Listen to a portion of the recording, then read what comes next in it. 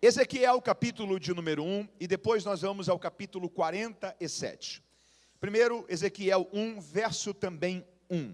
A palavra de Deus nos diz assim: aconteceu que no 30º ano, no 4º mês, no 5º dia do mês, estando eu no meio dos cativos, junto ao rio Quebar, se abriram os céus, e eu tive visões de Deus. Isso foi no 5º dia do mês, no 5º ano, do cativeiro do rei Jeoiaquim. Veio então expressamente a palavra do Senhor a Ezequiel, filho de Buzi, o sacerdote, na terra dos caldeus, junto ao rio Quebar, e ali esteve sobre ele a mão do Senhor. Agora capítulo 47, do mesmo livro do profeta Ezequiel, capítulo 47, versículo de número 3. Capítulo 47, versículo de número 3. Saiu aquele homem para o oriente, tendo na mão um cordel de medir, e mediu 1000 côvados, e me fez passar pelas águas que me davam pelos tornozelos.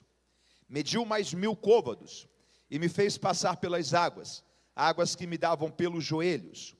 E outra vez mediu mais 1000 côvados, e me fez passar pelas águas que me davam pelos lombos. E mediu mais 1000 côvados. E agora era um rio, que eu não podia atravessar a nado, porque as águas eram profundas, águas que se devia passar somente a nado. Rio pela qual não se podia passar. E se você leu comigo, diga amém. Volte a sua atenção para cá. Eu gostaria de compartilhar com você nos próximos minutos uma palavra de Deus esta noite, a partir desse texto. O livro do profeta Ezequiel é um daqueles livros que a grande maioria das vezes que nós vamos a ele para ler um texto, nós lemos apenas um texto. Que texto é? Capítulo 37, visão do Vale dos Ossos Secos. Talvez 90% das vezes que nós vamos a esse livro é para lermos apenas esse texto.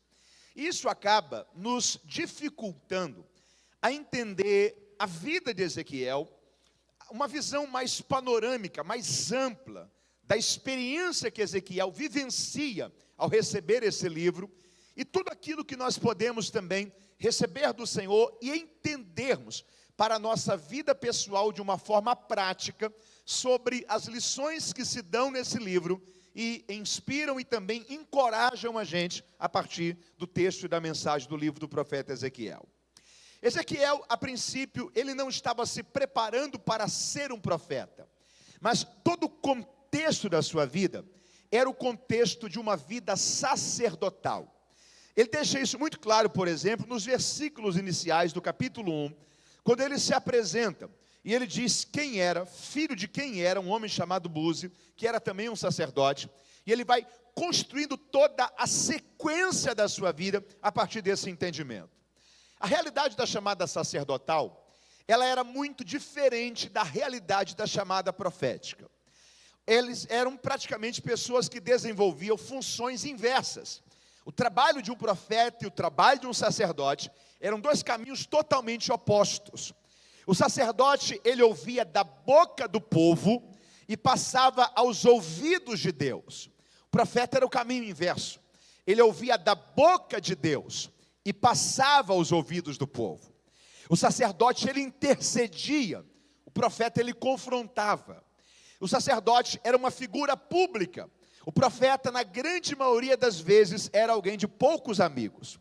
Porque na grande maioria das vezes que Deus levantava um sacerdote, era um tempo de confronto, alinhamento, trazendo o povo de volta ao arrependimento, a uma vida segundo Deus. E quase sempre a mensagem que os profetas transmitiam não eram mensagens muito confortáveis de serem ouvidas, mas eram mensagens de correção, de confronto, trazendo o povo de volta para uma vida que agradasse a Deus. Então, os profetas, eles não eram figuras muito públicas ou muito amigáveis perante o povo, mas às vezes eles eram tidos até com uma certa resistência perante o olhar das pessoas por causa da chamada e da mensagem que eles carregavam. Então eram dois universos muito diferentes. Alguém, para ser um profeta, Deus simplesmente chamava a pessoa. E Deus não queria saber quem era o pai, quem era a mãe, a cidade de onde a pessoa vinha, a tribo que a pessoa pertencia, nada disso. Deus simplesmente chamava a pessoa e dizia: ó, a partir desse momento, a minha palavra está na sua boca. Quando você vai, sou eu que estou indo. E quando você fala, sou eu que estou falando. Você será um porta-voz da minha palavra perante o meu povo. Um sacerdote não. Alguém, para ser um sacerdote, não podia escolher ser um sacerdote. Mas alguém, para ser um sacerdote, tinha que ter uma combinação de 4 fatores. Quantos fatores? 4. Primeiro deles, tinha que ser da tribo de Levi, porque todos os sacerdotes eram da tribo de Levi. Segundo lugar, na tribo de Levi, tinha que ser de uma descendência sacerdotal, porque os sacerdotes tinham a ver com descendentes de Arão, tinha a ver com uma descendência na tribo de Levi, de uma descendência sacerdotal. Terceiro lugar, alguém, para ser sacerdote, teria que estudar desde os 12 até os seus 30 anos de idade para ser um sacerdote. Se você fosse uma família judaica, o seu filho, quando ele tinha 12 anos, você levava ele ao templo e ele tinha que recitar a lei. A lei não eram apenas os 10 mandamentos. A lei eram os 10 mandamentos, mais as 603 cláusulas do livro de Levíticos. Eram 613 pontos que um judeu tinha que conhecer, guardar e respeitar. Com 12 anos, você levava o seu filho ao templo. E era uma forma de você estar convicto de que o seu filho havia entendido a lei do Senhor. E havia aprendido o que Deus aceitava, o que Deus rejeitava. E qual era a forma que ele tinha que viver a sua vida para que fosse uma vida que agradasse a Deus. Só que se você fosse sacerdote, e se o seu filho fosse de uma descendência sacerdotal, desde os 12, iniciava um novo período, que era dos 12 aos 30. Embora o sacerdote era oficializado com 25 anos, ele só poderia começar a desenvolver o seu sacerdócio depois dos 30 anos de idade. Ser um sacerdote era mais do que ser uma pessoa que vestia uma estola, uma roupa sacerdotal, era mais do que isso. O sacerdote tinha que entender, por exemplo, de vigilância sanitária. Era ele que sabia se a pessoa estava com lepra ou não. Tinha que entender, por exemplo, daquilo que era chamado de zootecnia, que eram os animais. Porque ele tinha que ver se um animal era saudável, se podia ser oferecido ou não como oferta de sacrifício. Porque se um animal errado na legislação de Deus fosse apresentado, Deus cobrava do sacerdote. O sacerdote tinha que entender de lei civil, porque todos os processos que haviam na lei civil, tanto de processo por compra, venda, negociação, divórcio, tudo isso se dava pelo sacerdote. Então, ser um sacerdote era como se fosse uma combinação de várias graduações. 18 anos, dia a dia, semana a semana, mês a mês, ano a ano, 18 anos estudando para ser um sacerdote. E em quarto lugar, o templo tinha que estar funcionando, porque só haveria sacerdócio se houvesse templo. As funções sacerdotais aconteciam aonde? No templo. E todo o contexto do exercício sacerdotal se dava no templo. Então, 4 coisas que tinham que estar combinadas na vida do sacerdote para que ele fosse sacerdote. Você está comigo aí? Em primeiro lugar, tinha que ser da tribo de Levi. Segundo lugar, tinha que ser de uma descendência sacerdotal da tribo de Levi. Terceiro lugar, tinha que estudar dos 12 aos 30. Em quarto lugar, o templo tinha que estar funcionando. Aplique isso a Ezequiel capítulo 1. Ezequiel está dando para a gente aqui 2 datas. Quantas datas? 2. Primeira, 30º ano. Segunda, 5º ano. Você pode repetir isso comigo? Diga 30º ano e 5º ano. 30º ano aqui é o tempo de vida de Ezequiel. Era como se ele estivesse falando para a gente: ó, muito prazer, meu nome é Ezequiel, eu tenho 30 anos de idade. Quando ele começa a ter essas visões desse livro, ele tem 30 anos de idade. Só que era para a gente olhar para ele e falar assim: peraí, você está com 30 anos de idade? Então, meus parabéns, porque se você tem 30 anos de idade e é filho de um sacerdote, é sinal de que a partir desse ano, você começou a viver o início dos seus maiores sonhos. se tornando um sacerdote. Só que a segunda data muda tudo isso, porque ele diz que o 30º ano da sua vida foi também o 5º ano do exílio do rei Joaquim. Sabe o que ele está dizendo? Completei 30 anos, mas não estou em Jerusalém. Completei 30 anos, mas não concluí os meus estudos sacerdotais. Completei 30 anos, mas 5 anos atrás, Nabucodonosor entrou em Jerusalém. Tirou a gente de lá, trouxe a gente para cá. Completei 30 anos, mas não estou no templo. Estou junto ao rio Quebar, na Babilônia, no meio dos exilados. E aquilo que para mim era para ser o ano da minha maior alegria, está se transformando no tempo da minha maior dor, da minha maior frustração, do meu maior vazio, da minha maior decepção.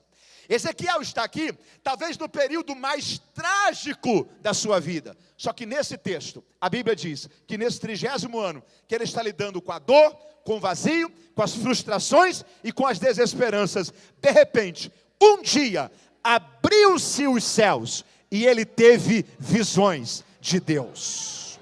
Sabe o que Deus está dizendo para ele aqui? Deus está dizendo, Ezequiel, os seus planos podem ter dado errados, os meus não. Os seus projetos podem ter fracassado, os meus permanecem de pé. Os seus planos podem ter ido pelo chão, os meus permanecem inabaláveis sobre a sua vida. Eu não perdi o controle da tua história. Eu te chamei não para ser um sacerdote, mas para ser um profeta. E você terá a minha palavra, visões que eu te darei, e você será o porta-voz da minha palavra perante o meu povo que está exilado. O que eu preciso que você entenda aqui é que uma visão de Deus, você pode repetir isso comigo? Diga, uma visão de Deus. Uma visão de Deus muda tudo. Você pode repetir isso comigo? Diga, uma visão de Deus muda tudo. Eu vou me dar por satisfeito essa noite, se essa palavra gerar em você o desejo e a convicção de que Deus tem uma visão para a história da sua vida. E que todas as circunstâncias que podem estar acontecendo nessa fase da vida que você está, não é que Deus perdeu o controle, é que Deus vai abrir os céus sobre essa fase que você está, e Ele vai te dar uma nova visão, Ele vai te mostrar um novo horizonte, Ele vai te mostrar um novo cenário, e há uma fase nova de Deus sobre a sua vida. Tudo muda quando a gente tem uma visão de Deus. Você pode levantar as suas mãos e diga assim, Senhor, eu também preciso que o Senhor abra os céus e me dê clareza de qual é a tua visão para a história da minha vida. Está comigo aí? Primeira coisa que eu preciso que você entenda aqui. Foi uma visão, que mostrou para Ezequiel que os sonhos frustrados de não ter sido um sacerdote não era para paralisá-lo, mas era para mostrar para ele que o plano de Deus não é que ele fosse sacerdote, mas é que ele fosse um profeta. Ok? Primeira coisa a ser entendida aqui. Tem uma palavra aqui, repita comigo, frustrações. Você pode dizer mais uma vez, diga frustrações. Tem duas palavras que nas emoções da gente, elas sempre estão frequentes. Frustração e decepção, ok? Melhor dizendo, frustração e realização. Frustração e... Guarde essa definição com você. Frustração é a dor da memória daquilo que eu não vivi. Ok? Frustração é a dor da memória daquilo que eu não vivi. Chegue para alguém que tem uma frustração. Pergunte para ele, como foi? Sabe o que ele vai dizer para você? Ele vai falar assim, ó, o ano era 1988. Porque frustração tem a ver com a dor da memória do que eu não vivi. Aquilo que eu queria ter vivido, aquilo que eu queria ter alcançado, aquilo que eu queria ter realizado. E de repente, deu tudo errado. Os planos se frustraram. Criou uma frustração. Porque frustração é a dor da memória daquilo que eu não vivi. Realização é o oposto disso. Realização é a alegria da memória que eu criei. Frustração é a dor da memória que eu não vivi. Realização é a alegria da memória que eu criei. Frustrações marcam a vida da gente negativamente. Realizações nos dão alegria, regozijo, orgulho de algo que foi construído. Só que eu preciso que você entenda uma coisa aqui. Tanto frustrações como realizações são passado.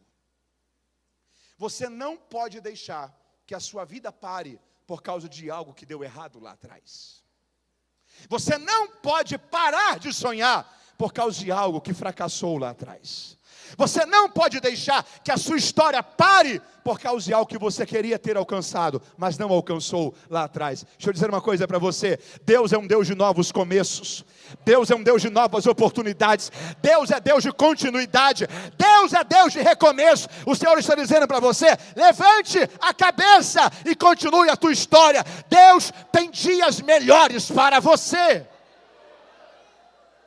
A primeira coisa que Deus está dizendo para Ezequiel com essa visão é o seguinte: Ezequiel, esqueça o que deu errado lá atrás. A vida continua daqui para frente. Primeira coisa, esqueça o que deu errado lá atrás. A vida continua daqui para a frente. Vença as suas frustrações. Segunda coisa, você sabia que Ezequiel não é o único escritor da Bíblia que está exilado aqui? Tem um outro autor de um texto bíblico. Nós não sabemos qual é o seu nome. Ele é um salmista. É o salmista do Salmo 137, que escreveu: junto aos rios da Babilônia. Os soldados caldeus chegaram para a gente e disseram: será que você pode cantar um hino da sua terra? Será que você pode mostrar para a gente como que você adorava o seu Deus lá na sua cidade? Mas ele parou e falou assim: não tem motivo para celebrar e nem para cantar. Nós estamos desanimados.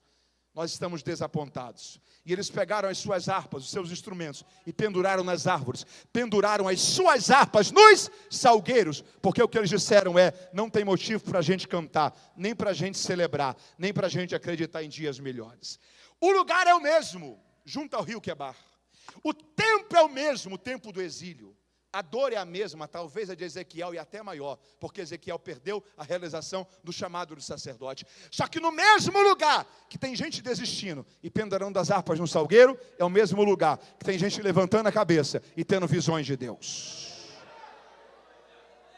Deixa eu falar uma coisa aqui para você. A questão não é o que você está enfrentando, a questão é como você está lidando com isso. Porque tem gente que está passando por vales igual você. Tem gente que está passando por dias difíceis igual você, mas não está desistindo. Não está jogando tudo para o alto. Não está cancelando a adoração. Não está pensando em abandonar a fé. Não está pensando em entregar as funções ministeriais. Não está pensando em voltar atrás. É gente que está levantando a cabeça e está dizendo: Senhor, eu não sei porque o Senhor permitiu, mas eu vou continuar olhando para o céu, porque eu sei que é do céu que vem uma visão. Eu sei que é do céu que vem a direção. Você não pode pendurar as suas harpas. Você tem que levantar a cabeça, porque Deus tem uma nova visão para você. Terceira coisa a ser entendida aqui: Deus chamou 3 profetas ao mesmo tempo. Quantos profetas?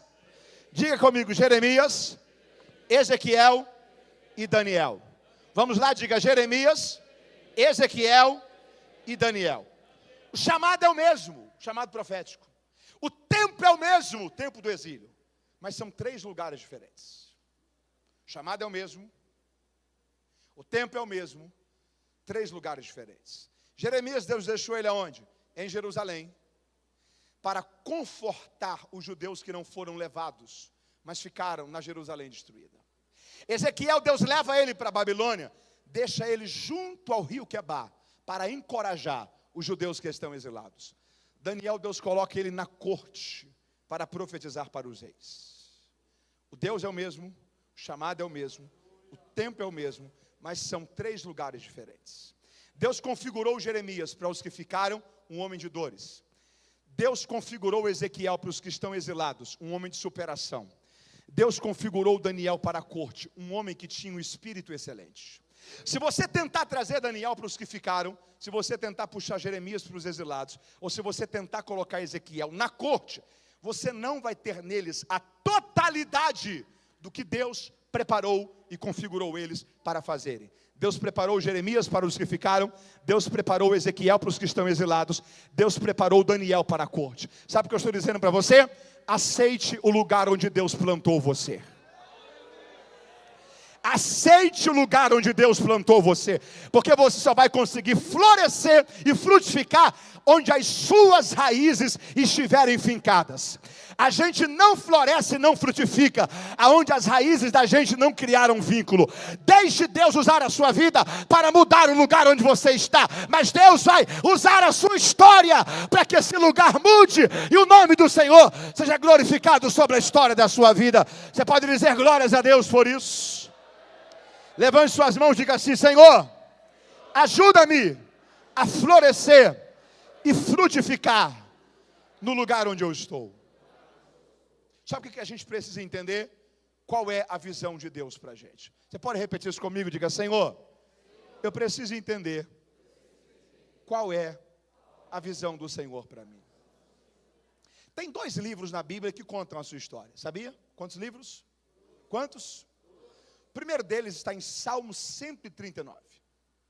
O salmista diz que há um livro onde Deus prefixou todos os nossos dias. Rico isso, né? Há um livro onde Deus prefixou todos os nossos dias. É claro que é uma linguagem alegórica do salmista, mas o que o salmista está dizendo é o seguinte: Deus tem registrado na eternidade todos os planos dele para a nossa vida. Imagina Paulo nascendo, Deus prefixando, ele será apóstolo dos gentios. Davi nascendo, Deus prefixando, ele será rei sobre o meu povo. Moisés nascendo, Deus prefixando, ele será o libertador dos hebreus. Há um livro onde Deus prefixou todos os meus e os seus dias. É o primeiro livro.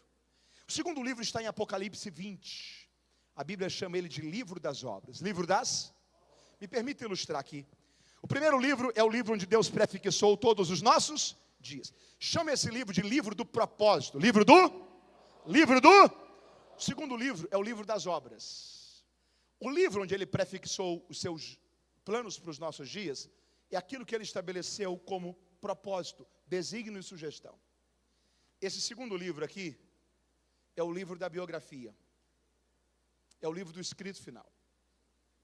É o livro das decisões que fizemos, dos passos que damos, das escolhas que olhamos para a vida e dissemos: eu vou fazer isso desse jeito.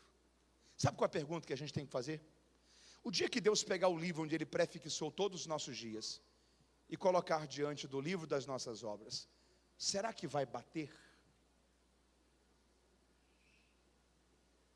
Ou será que talvez Deus vai olhar para a gente e vai dizer assim: que pena, viu? Que pena que você quis viver do seu jeito, sem consultar a minha vontade. Que pena que você quis viver da sua forma, sem buscar entender se era isso mesmo que eu tinha para a sua vida. Deixa eu dizer uma coisa para você. Eu não sei quantas páginas ainda existem desse livro. Só que a minha oração é: Senhor, ajuda-me a viver uma vida que aquilo que ainda será escrito bate com aquilo que o Senhor planejou sobre os meus dias. Você está entendendo isso? Só que a gente não consegue alinhar isso se a gente não saber qual é a visão. Qual é a? Pastor Wagner, o senhor pode me ajudar aqui, por favor? Me ajude aqui, por favor. Repita comigo: Senhor, eu preciso saber qual é a tua visão para os meus dias. Esse suporte do púlpito aqui do batismo segura? Me ajuda aqui, por favor, vem cá. Êxodo 33. Êxodo. Pastor Wagner vai representar Deus. Vai representar quem? Vai representar quem?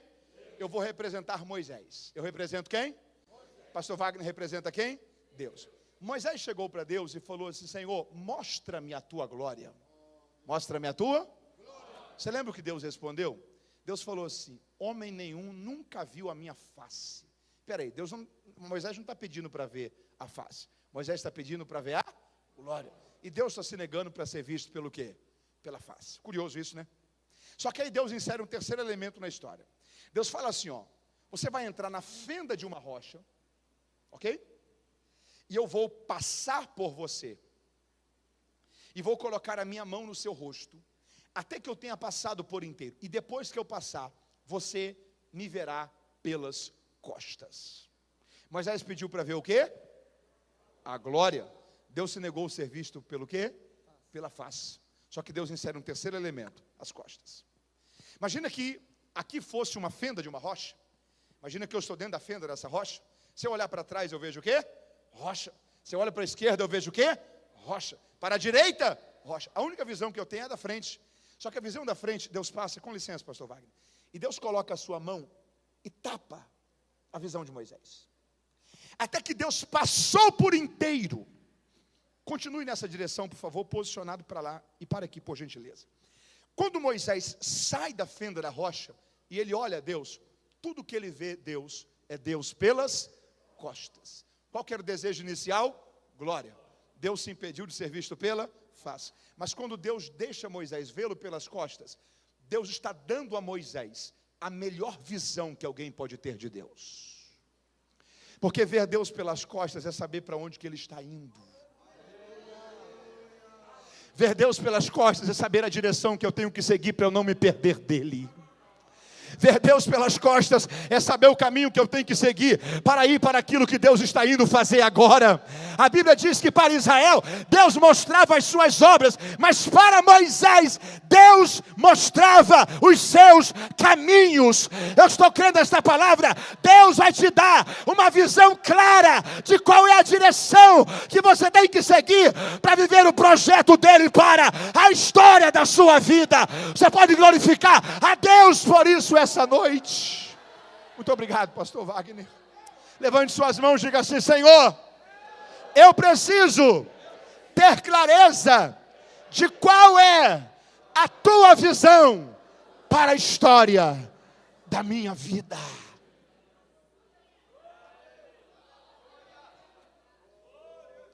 Uma visão de Deus muda tudo. Repita comigo: uma visão de Deus muda tudo. Só que aqui eu preciso dizer uma coisa para você. Em primeiro lugar, uma visão de Deus, ela não é fácil. Ela não é? Segundo lugar, uma visão de Deus, ela não é rápida. Ela não é? Terceiro lugar, uma visão de Deus, ela é progressiva. Repita isso comigo: não é rápida, não é fácil, é progressiva. Por que é progressiva? Porque ela se dá em etapas. Ok? Você lembra a cura do tanque de Siloé? Quem foi que curou aquele cego? Jesus. O Senhor, quando ele volta, pergunta para ele: você está vendo? E ele falou assim: Senhor, eu estou vendo, só que eu estou vendo homens como árvores. Sabe o que ele está dizendo? Eu sei que são homens porque eu os ouço, mas eu não consigo ter nitidez. Está turvo, parecem ser árvores. O que ele está dizendo é: eu já consigo enxergar alguma coisa, mas eu não consigo enxergar tudo. Aí Jesus olhou para ele e falou assim: vai e lava-te mais uma vez. E quando ele lavou e voltou, agora sim a visão estava limpa. Foi uma cura progressiva, porque uma visão de Deus ela é progressiva. Talvez você não vai conseguir enxergar e entender tudo que você queria agora. Talvez você não vai ter todas as respostas e certezas que você queria ter agora. Só que se você deixar de dar um passo e se posicionar, só porque você não tem todas as respostas que você queria, talvez, quando você tiver todas as certezas, passou o tempo da decisão que era para ter sido feita. Tem horas que você vai colocar o pé, confiando que Deus vai colocar o chão. Tem horas que você vai se mover por uma palavra. Tem horas que você vai se mover porque Deus vai gerar paz no seu coração, sem saber tudo que você queria saber. Por quê? Porque Deus vai te guiando. A visão, ela vai se dando nitidamente aos poucos. Só que vai chegar um dia que você terá toda a clareza daquilo que Deus construiu para a glória do nome dEle sobre a sua vida. Você pode glorificar a Ele por isso. Ezequiel está entrando em uma jornada de visões. Repita comigo: uma jornada de visões. Desde o capítulo 1 até toda a sequência do livro de Ezequiel são várias visões. Só que uma das últimas, e aqui eu concentro os últimos minutos da mensagem desta noite. Uma das últimas é a visão do capítulo 47. E essa visão é como se fosse uma conclusão, um resumo de tudo aquilo que Deus está construindo e apresentando, prospectando a Ezequiel, dentro da sequência das coisas que ele está enxergando. Aparece um homem com uma corda de medir, na frente de um templo, e a Bíblia diz que ele convida Ezequiel a entrar nas águas, e ele vai medindo. E ele divide essa jornada desse rio em 4 fases, ou em 4 ciclos. Cada ciclo tem aquilo que o texto chama de côvados, são 1000 côvados por ciclo. O côvado é uma medida do Antigo Testamento que equivalia a 45 centímetros. Curiosamente, apenas no livro do profeta Ezequiel, um côvado representa 50 centímetros. O côvado é esse osso aqui, ok? Do seu cotovelo até o seu punho. É esse osso aqui. A medida média do côvado no Antigo Testamento era 45 centímetros. A explicação mais fácil de ser entendida para isso é que a estrutura óssea de Ezequiel fazia com que o côvado dele medisse 50 centímetros. Então, quando há o processo de ir medindo os 1000 côvados, é como que essa visão fosse personalizada para aquilo que Ezequiel está enxergando. São 1000 côvados na primeira fase, 1000 côvados na segunda fase, 1000 côvados na terceira fase e 1000 côvados na quarta fase. Ao ponto que ele vai andando, existem 4 níveis nas águas. Quantos níveis? Primeiro nível, repita comigo, tornozelo. Segundo, diga comigo, joelho. Terceiro, fale comigo, lombos. Entre cintura e ombro, ok? Lombos. Quarto nível, águas profundas. Repita comigo, tornozelo, joelho, lombos, águas profundas. Deixa eu dizer uma coisa aqui para você. Esses 4 níveis que Ezequiel está experimentando aqui, são 4 características de quem irá viver uma visão de Deus. A caminhada com Deus é como a caminhada de um rio. Esses 4 níveis são 4 características de quem irá viver uma visão de Deus. Primeira, água nos tornozelos. Deixa eu fazer uma pergunta aqui para você. Quem aqui já entrou em um rio? Faz assim com a sua mão. Agora, quem aqui já entrou andando em um rio? Faz assim. Andando. Você andou quantos metros? Andando, não nadando, andando. Quantos metros? No máximo 3 ou 4. Porque ou você nada, ou você volta. Tem até um ditado que diz que nunca se entra em um rio com os 2 pés. Você coloca um pé, não deu pé, você faz o quê? Opa, volta. Nunca se entra em uma situação sem ter convicção que é isso mesmo que deve ser feito. Quem é que aceita o desafio de entrar em um rio para andar 500 metros? Quem é que aceita esse desafio? Primeira característica, guarde isso com você. Andar com Deus é para quem está disposto a confiar nele. Deixa eu repetir isso aqui para você. A jornada com Deus é para quem está disposto a confiar nele. Porque tem chances de você desistir, mas não tem chances de Deus falhar com você. Deixa eu dizer isso aqui mais uma vez para você. Tem chances de você desistir, mas não tem chances de Deus falhar com você. Você lembra de Elias? Deus olhou para Elias e falou assim: Elias, vá para o Querite, porque eu já ordenei a uma viúva que te sustente. Tinha chance de Elias não ir para o Querite, sim ou não? Sim. Tinha chance dele chegar no Querite e Deus não cuidar dele? Não. Algum tempo depois o ribeiro secou, e Deus disse: Elias, agora vá para Serepta, porque eu já ordenei a uma viúva que te sustente. Tinha chance de Elias não ir para Serepta, sim ou não? Sim. Tinha chance dele chegar em Serepta e Deus não cuidar dele? Não. Sabe o que você precisa entender? Deus está dizendo: Elias, vá, porque eu já ordenei a uma viúva e eu já ordenei aos corvos. Você precisa entender que com você Deus fala, mas com a providência Deus ordena. É uma dimensão diferente da comunicação de Deus. Porque tem chances de você desistir, mas não tem chances de Deus falhar com você. Eu estou crendo nessa palavra de Deus sobre a sua vida esta noite. Deus não vai falhar com você. Deus não vai falhar com você. Deus não vai falhar com você. Se você confiar nele, Deus vai cuidar de você em toda a sua trajetória de vida. Você pode glorificar a ele por isso essa noite? Primeiro lugar, a visão de Deus é para quem está disposto a confiar nele. Segundo lugar, Ezequiel andou 500 metros. Quantos metros? E as águas estavam aonde? Tornozelo. Ezequiel andou quantos metros? E as águas estavam onde? O tornozelo são quantos centímetros do chão? 5. Que rio é esse que você anda meio quilômetro e só sobe 5 centímetros de água? Isso aqui é para a gente olhar para ele e falar assim: Ezequiel, você está andando aqui há quanto tempo? Ó, faz tempo. As águas ainda estão aí? Será que a vida vai ser sempre isso? Andar, andar, andar, andar e sequidão? Se esforçar, dar o seu melhor, fazer aquilo que tem que ser feito, e parece que as realidades não mudam. Será que a trajetória inteira vai ser assim? Fazer o seu melhor, continuar a caminhar, e parece que tudo permanece do mesmo jeito.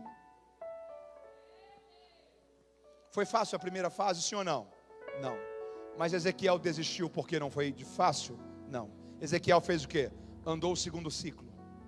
E no segundo ciclo é o mesmo esforço, é a mesma caminhada, é o mesmo tempo, é a mesma distância. Mas o que levou 500 metros para subir 5 centímetros, vindo até o tornozelo, nos outros 500 metros, sobe muito mais, porque sai do tornozelo e vem para os joelhos. Você entende isso? O começo foi difícil, porque ele não desistiu, as coisas começaram a melhorar. Primeiro lugar, quem quer andar com Deus precisa aprender a confiar nele. Mas em segundo lugar, quem quer andar com Deus precisa aprender a esperar nele, porque o começo sempre será mais difícil. No começo você vai fazer tudo o que dá para fazer, e parece que nada muda. Tem uma frase que eu acho ela maravilhosa, leve ela com você desta noite: não há arrependimento na excelência. Você pode repetir isso comigo? Diga: não há arrependimento na excelência. Se você foi excelente, não há do que se arrepender. Se você deu o seu melhor, não há do que se queixar. Se você fez o que era para ter feito, não há do que reclamar. Não carregue com você culpas daquilo que você não poderia mudar, se você fez a sua parte. É por isso que tem uma frase que eu gosto muito dela: em 10 anos, quantos anos? A grande maioria das pessoas irão se arrepender mais das coisas que não fizeram do que das que fizeram. Em 10 anos, a grande maioria das pessoas irão se arrepender mais das coisas que não fizeram do que das que fizeram. As pessoas se arrependem do esforço que não tiveram, da oportunidade que não aproveitaram, do momento que não foi vivido, do passo que não foi dado, de não terem acreditado quando desistiram. Só que você não pode parar de caminhar só porque está difícil. Continue a andar. Mateus, não está fácil, continue a andar. Mateus, eu estou lutando há tanto tempo e parece que nada muda. Continue a andar. Vai chegar um momento que Deus vai mudar essa fase que você está, e você vai perceber que numa nova fase, num novo ciclo, num novo momento, os mesmos 500 metros que serão andados, o mesmo ano que vai passar, o mesmo tempo que vai passar, haverá resultados muito maiores de Deus para a história da sua vida. O começo é difícil, mas se você perseverar, Deus vai te recompensar pela sua perseverança. Você pode glorificar a Ele por isso. Segundo lugar, andar com Deus é para quem está disposto a esperar nele, porque o começo sempre será mais difícil. Terceiro lugar, as medidas mudaram, sim ou não? Foi com Ezequiel parado? Não. Terceiro lugar, as medidas só mudam se você se movimentar. Está comigo aí?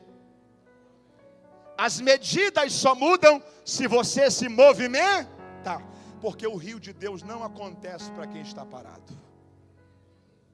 O rio de Deus só acontece, em terceiro lugar, para quem tem iniciativas.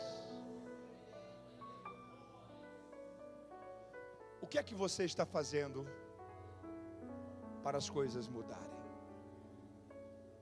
Deixa eu repetir isso aqui para você mais uma vez. O que é que você está fazendo para as coisas mudarem? Eu ouvi um tempo atrás um testemunho, está comigo aí, diga amém, de um pastor que mora nos Estados Unidos, na cidade de Dallas, no Texas. O nome dele é Robert Madu. Ele contava naquele testemunho que ele recebeu um convite para pregar na cidade de Atlanta, no estado da Geórgia. E no dia que ele foi para pregar naquela igreja, que ele chegou no aeroporto para embarcar, a porta do aeroporto de Dallas estava fechada. Estava? Ele esperou 1 minuto, 2, De repente passaram 5 minutos. E ele começou a ficar um pouco preocupado com aquilo. Ele disse: eu preciso ir, os irmãos estão me aguardando. Está começando a chegar o horário de eu fazer o procedimento do check-in. E passaram-se mais alguns instantes e ele começou a pensar: não é possível que não haja nenhum funcionário do aeroporto para me dar uma orientação. E ele tentou se aproximar assim do aeroporto para ver se enxergava alguém do lado de dentro. E de repente, quando ele se aproximou da porta do aeroporto para ver se enxergava alguém do lado de dentro, de repente, a porta do aeroporto se abriu. Ele falou assim: ufa. Ele foi ao banheiro. E quando ele se levantou do sanitário, automaticamente a descarga foi ativada, sem que ele precisasse apertar nada. Ele achou aquilo interessante. Quando ele se aproximou assim do lavatório para lavar a sua mão, que ele se aproximou assim, que ele estendeu a mão, automaticamente desceu água da torneira na mão dele, e ele falou assim: uau! Deus deve ter um plano muito incrível para essa viagem, porque de 5 minutos para cá as coisas começaram a acontecer de forma muito fácil. E ele foi narrando essa sequência das coisas, e eu comecei a pensar o que você está pensando. Será que esse homem não havia percebido que em ambientes como aeroportos as coisas funcionam por meio de sensores? Se você se aproxima de uma porta, ela se abre. Se você se levanta, a descarga é ativada. Se você coloca a sua mão, a torneira derrama água na sua mão pelo sensor. E ele diz: eu sei que em ambientes como aeroportos as coisas funcionam por meio de sensores. Mas o que eu preciso que você entenda é que, embora aquilo estivesse pronto para acontecer, se eu não tivesse me posicionado em relação àquilo, aquilo permaneceria pronto, porém ainda sem acontecer. Deixa eu dizer uma coisa aqui para você. Existem mudanças que já estão prontas para acontecer sobre a sua vida. Existem ciclos que já estão prontos para começar sobre a sua história. Existem fases novas que já estão prontas para começar sobre a sua trajetória. Mas você precisa entender que o rio de Deus não acontece para quem está parado. As medidas só mudam para quem se posiciona. As medidas só mudam para quem se movimenta. As medidas só mudam para quem tem uma nova postura diante do cenário que está diante da sua vida. Você lembra da mulher do fluxo de sangue? Tinha mais gente doente naquela multidão, sim ou não? Sim. Além dela, outra pessoa foi curada? Não. Se ela não tivesse tocado nas orlas das vestes de Jesus, ela teria sido curada? Também não. A cura dessa mulher ensina uma coisa pra gente. Você está comigo aí? Diga amém. A cura dessa mulher ensina pra gente, sabe o quê? Existem mudanças que só irão acontecer na sua vida se você provocá-las, em vez de esperar que elas aconteçam naturalmente. Deixa eu repetir isso aqui para você.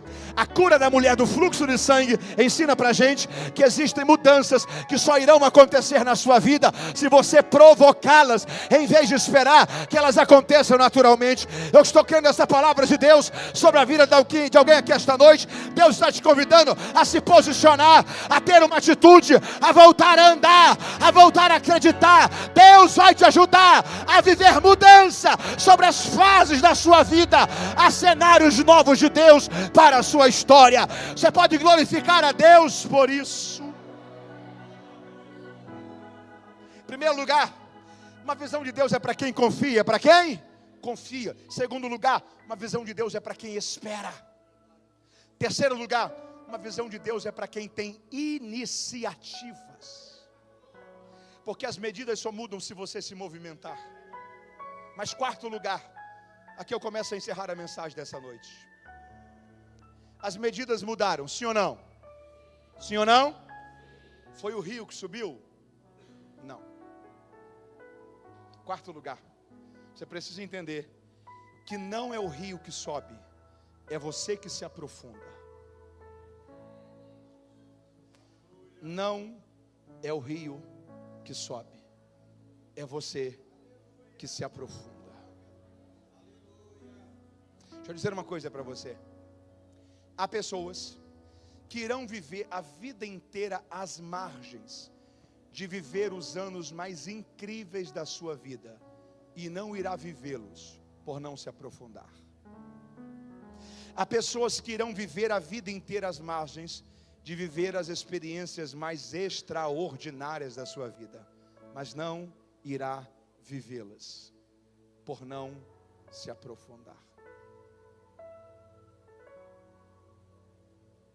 Em que fase do rio que a gente está? O que você pode fazer para se aprofundar, para se envolver mais, que você não está fazendo? Estou encerrando essa mensagem, mas deixa eu falar uma coisa aqui para você.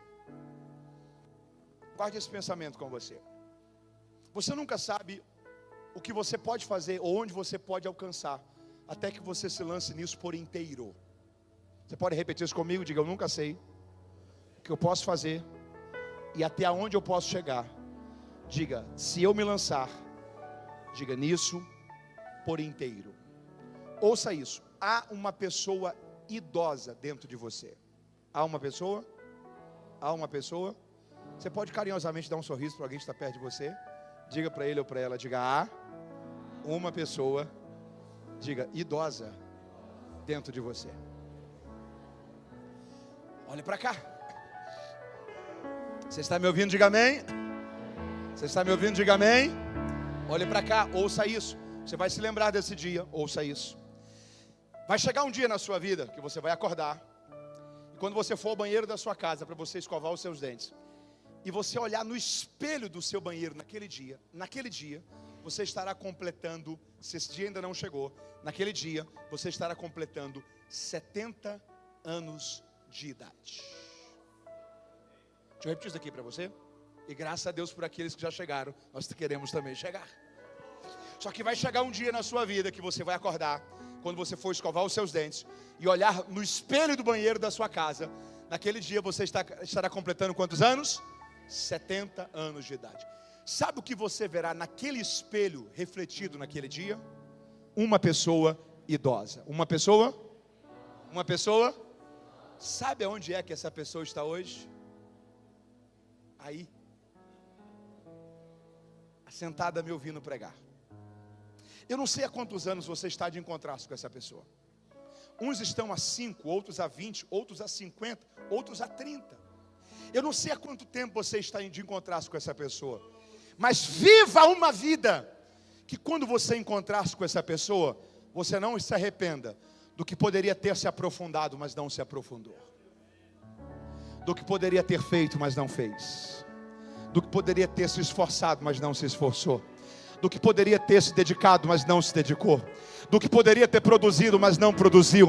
Viva uma vida que quando você chegar até lá, você possa dizer: eu passei pela água nos tornozelos, o começo foi muito difícil, mas eu passei pelas águas nos joelhos, eu passei pelas águas nos lombos. Deus me trouxe a uma dimensão de águas profundas, porque eu me aprofundei, e o nome do Senhor foi glorificado sobre a minha história de vida.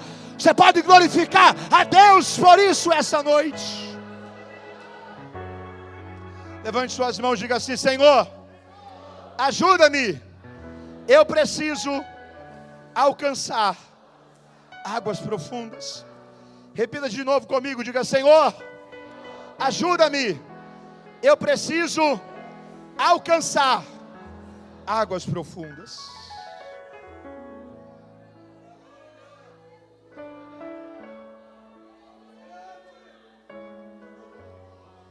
Não é o rio que sobe, é você que se aprofunda.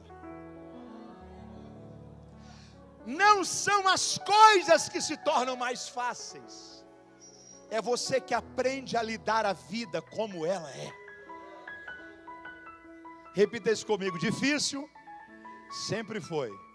Diga: a minha resistência que aumenta. Está entendendo isso? Eu fecho a mensagem aqui, mas eu preciso da sua atenção no último instante. Eu vou citar 4 frases aqui para você. Quantas frases? Quantas? E eu preciso que você me responda se elas parecem ser atuais ou não. Combinado? Quantas frases? E eu preciso que você me responda se elas parecem ser atuais ou não. Primeira delas: a nossa juventude adora o luxo. Ela é mal educada, despreza as autoridades, não tem o menor respeito pelos mais velhos.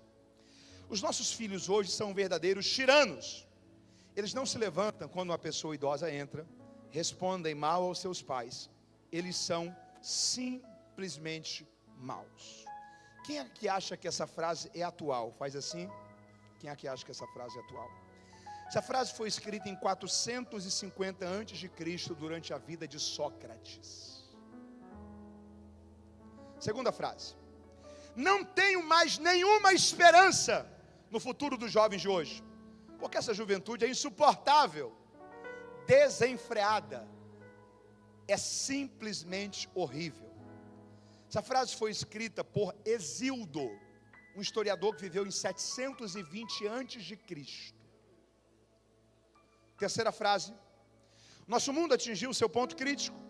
Os filhos não ouvem mais aos pais, e isso é um caminho para o fim. Essa frase foi encontrada nos escritos de um sacerdote judaico, datado do 1º século da era cristã, há 2000 anos atrás. Quarta e última frase: essa juventude está estragada até o fundo do coração.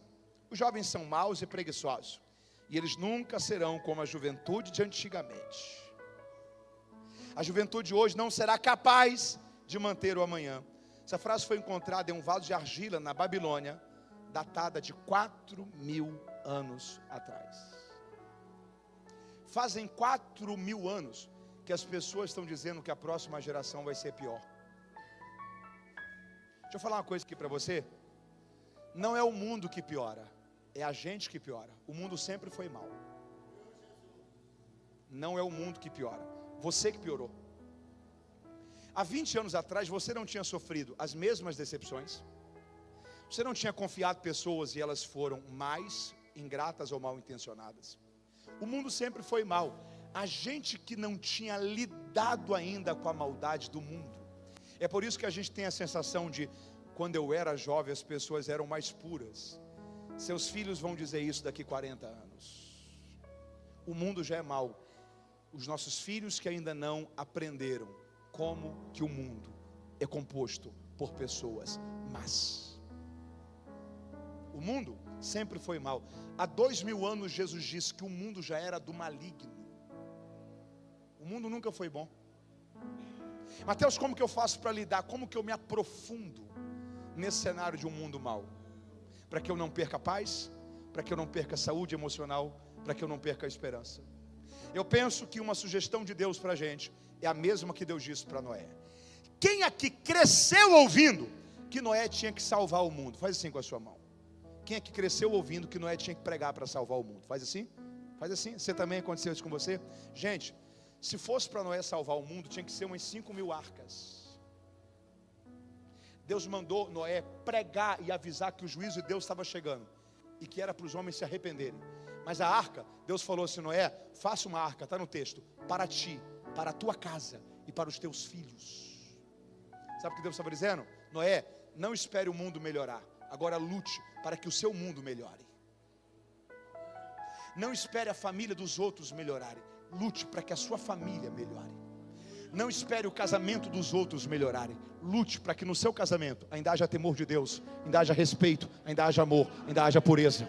Não espere que os filhos dos outros melhores, lutem para que os seus filhos cresçam amando a Jesus, temendo a Deus e vivendo uma vida para a glória de Deus. O mundo não vai melhorar, mas não deixe que o fato do mundo estar pior te impeça de construir um mundo para você que ainda vale a pena viver dentro dele. Faça uma arca para você e para sua casa, porque dentro dessa arca haverá paz, haverá Deus, haverá a presença de Deus, haverá alegria. Lute para que nesse lugar ainda vala a pena viver ali. Repita isso comigo: o mundo não vai melhorar. Diga assim: mas o meu mundo pode melhorar. Diga: eu vou me aprofundar. Eu vou construir uma arca para mim e para a minha casa. Você entende isso? Vamos estar em pé.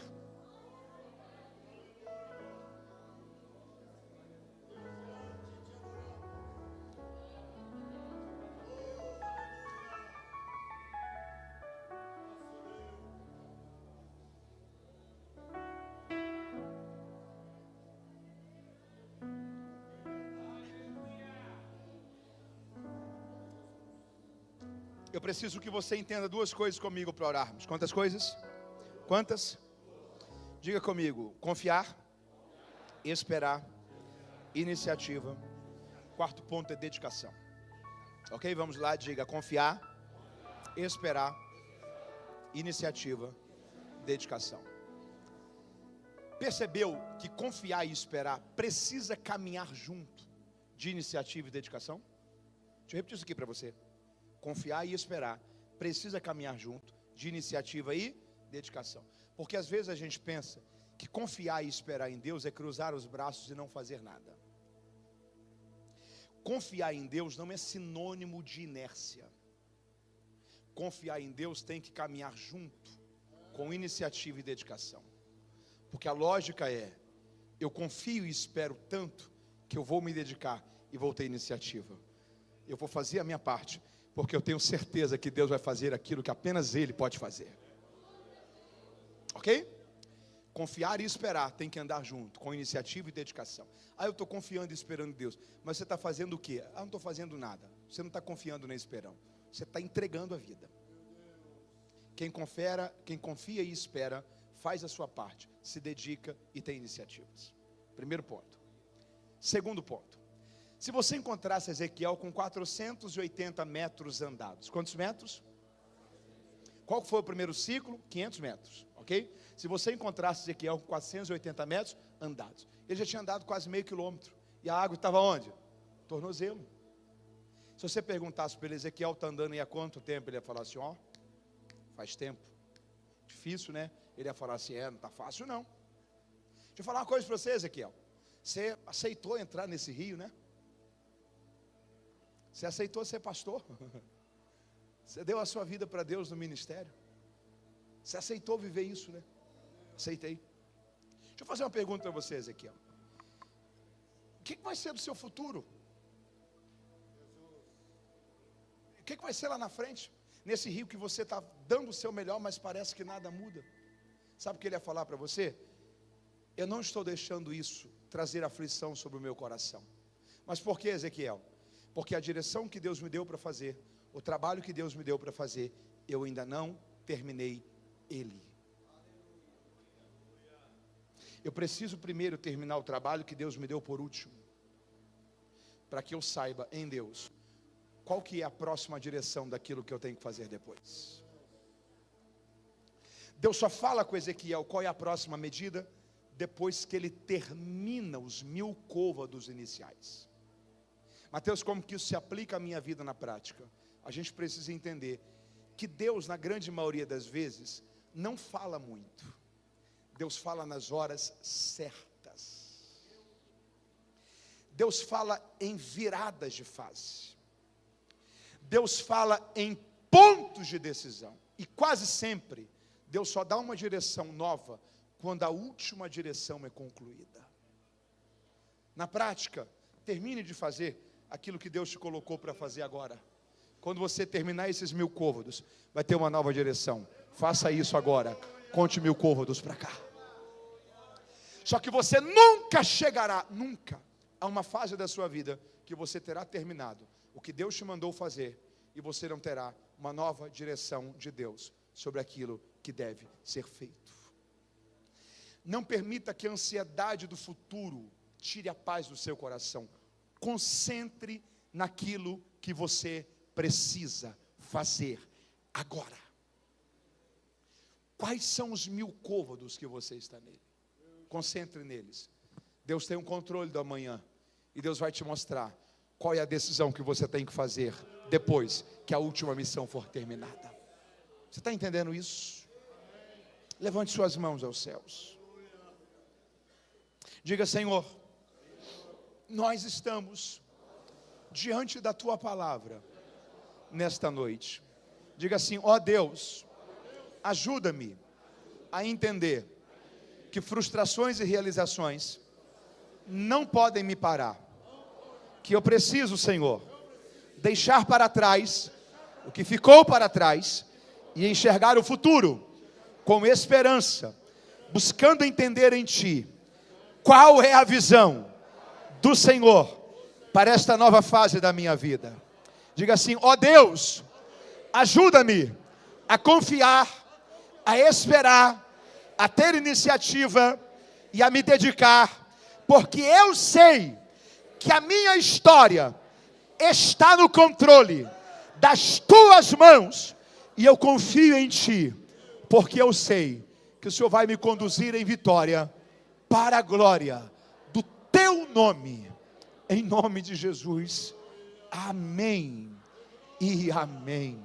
Você recebe esta palavra? Levante suas mãos. Eu quero crer em nome de Jesus que todo medo sai agora, que todo desespero sai agora, que toda pressa, que toda precipitação, que toda ansiedade, que toda ausência de paz, que toda agonia sai agora, e que venha uma medida de paz, de confiança, tranquilidade, uma paz que vai além daquilo que a gente consegue entender, uma paz que excede todo o entendimento, que vem sobre a sua vida agora, em nome de Jesus. Deus está guiando a tua história pelo rio da história da sua vida. Você pode glorificar a Ele por isso agora, em nome de Jesus.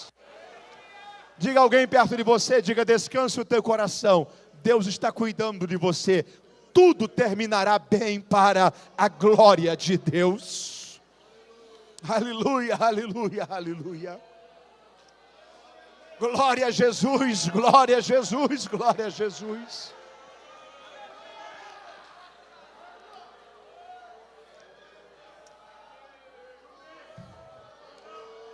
Oh Deus.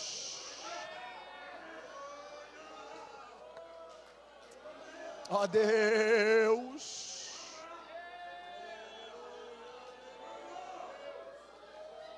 aleluia, aleluia, aleluia, aleluia, aleluia.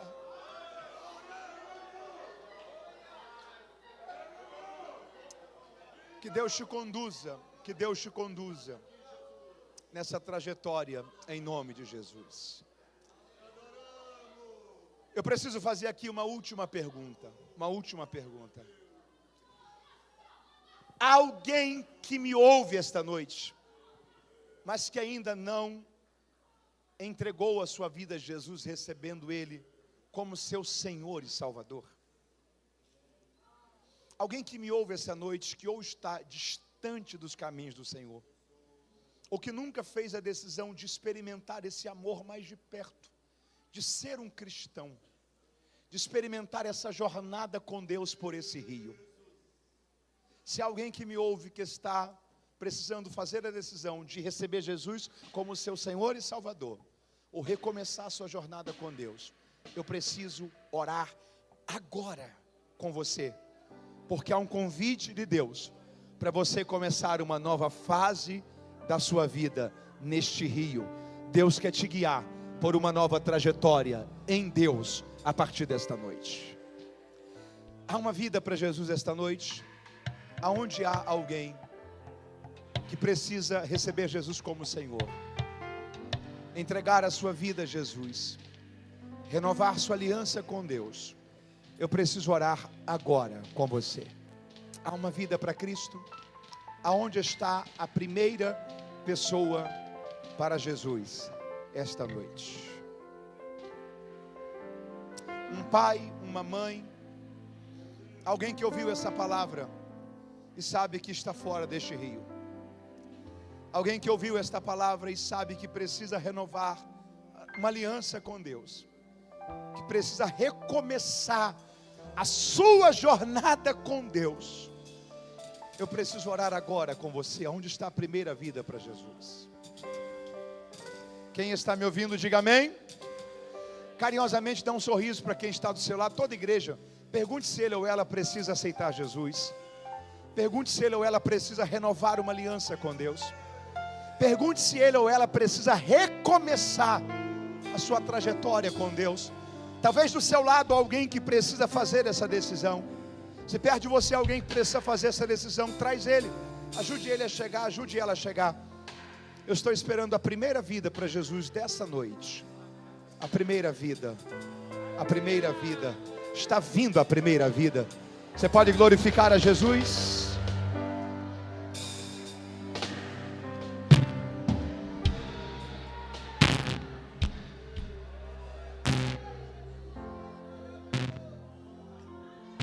Que Deus te abençoe. Que Deus te abençoe. Aonde está a segunda vida para Jesus dessa noite? Aonde está a segunda pessoa? Eu estou esperando a segunda vida para Cristo desta noite. Aonde você está?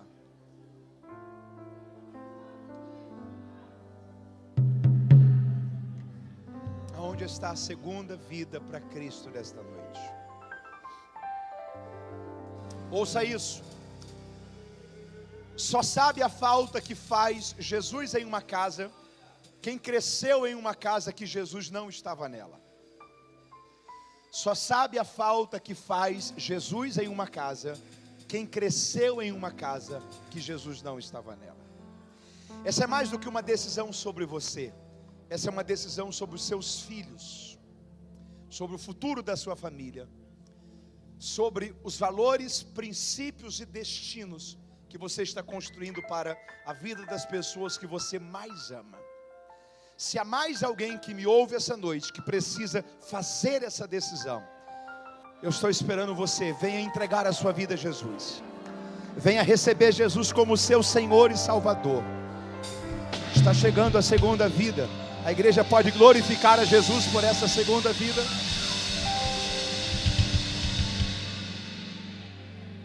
Aonde está a terceira pessoa para Jesus? Aonde está a terceira pessoa para Cristo desta noite? Eu estou esperando você.